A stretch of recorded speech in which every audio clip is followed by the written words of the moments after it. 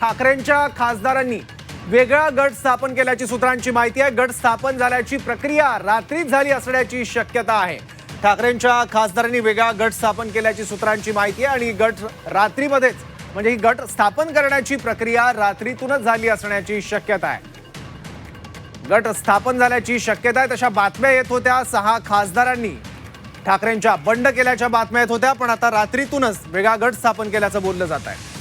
आणखी माहिती घेऊयात, आपले प्रतिनिधी कपिल राऊत आता आपल्यासोबत आहेत। कपिल, नवीन माहिती हाती येते की बंडखोर खासदारांनी आपला गट रात्रीतूनच स्थापन केला, रात्री सगळी प्रक्रिया केली असं बोललं जात आहे। काय आणखी याबद्दलचा तपशील आहे तुमच्याकडे?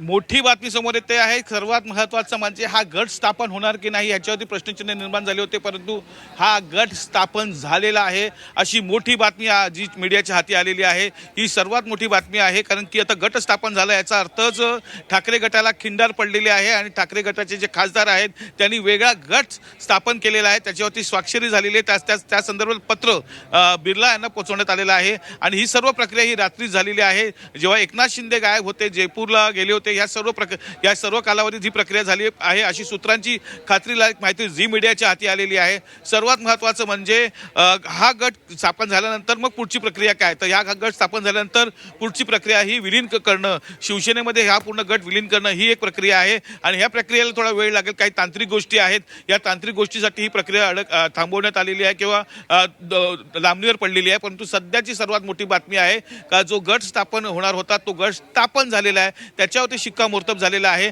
आणि 6 खासदारांनी त्याच्यावरती सह्या केलेल्या आहेत। ठाकरेंच्या 6 खासदारांनी त्याची सह्या केलेल्या आहेत आणि जी कोणती बोलणी सुरू होती गेली अनेक वर्षापासून ऑपरेशन टायगर जे सुरू होतं ते कुठेतरी सक्सेस झालेलं आहे, ते कुठेतरी संपलेलं आहे असंच आपण बोलू शकतो। आणि खरं तर ह्या प्रक्रियेकडे सर्वांचं लक्ष लागलं होतं, सकाळी जाऊन गट स्थापन करतील असं वाटत होतं, पण ती प्रक्रिया झालेली आहे आणि गट स्थापन झालेलं आहे अशी खात्रीलायक माहिती जी मीडियाच्या हाती आलेली आहे। एकंदरीतच ह्या संदर्भातलं एक पत्र रात्रीच गेलं होतं बिर्लांकडे सही सकट अशी ही माहिती जी मीडियाच्या हाती आली होती आणि त्याच्यावरती शिक्कामोर्तब झालेलं आहे, गट स्थापन झालेला आहे आणि आता पुढची जी प्रक्रिया आहे विलिनीकरणाची ती काही दिवसातच सुरू होईल।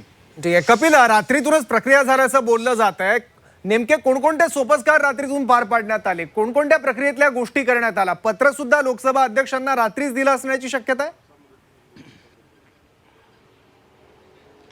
नक्कीच जी माहिती समोर येते, खात्रीलायक सूत्रांची माहिती जी समोर येते, जयपूरला भेट झालेली आहे एकनाथ शिंदेची आणि बिर्लाची, ही एक माहिती समोर येते। त्यानंतर जे पत्र आहे ते बिर्लांना रात्रीच देण्यात आलं होतं, सह्या ही रात्रीच घेण्यात आल्या होत्या। निंबाळकरांची सही ही शेवटची सही बाकी होती, ती सही घेतल्यानंतर ही सर्व प्रक्रिया करण्यात आली होती आणि गट स्थापन करण्यात आला होता।